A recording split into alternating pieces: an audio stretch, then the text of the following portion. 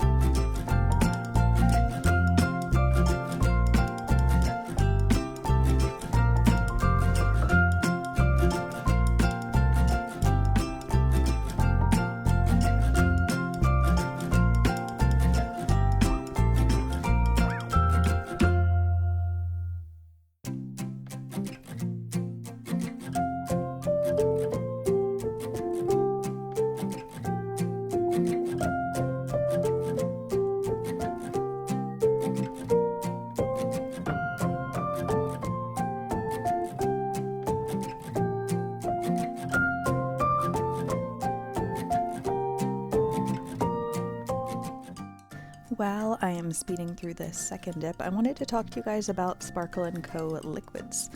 I recommend them. I really like them. Their base is pretty thin consistency. It's not super slow drying, but it's not super fast either, so it's like a nice medium. But yeah, the consistency is nice. It's pretty thin, and therefore your dips become pretty thin. So I didn't even really hesitate when I decided to do a third dip in this color, and then I knew I was going to clear cap later on. Didn't really hesitate to do that because the liquids are so nice and thin that it didn't make for a really bulky nail. So I do recommend their base. It's really nice. Their activator is called Solidify, and it's actually like the best smelling activator I've ever used. It just has, I don't even know how to describe it, maybe like a vanilla-y scent to it. It just doesn't smell like as chemically as all of the other, I'm sure it's the same stuff with maybe like an added scent. I don't know how you would do that, put vanilla over the chemical smell. I don't know, but it smells really good.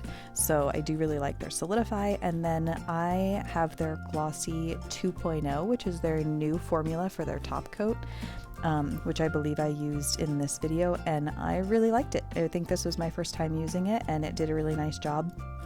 I'm not sure I would say that it's like as glossy as Triple D Dips or maybe Triple Vitamin, but it did I didn't have any issues with it. Let's put it that way. It turned out fine and shiny and held up well for the week that I had this on or whatever. So I do recommend their liquids. They are, I believe, $12 for each one. However, there's always Sparkle 10. That's the code on their website that gets you 10% off.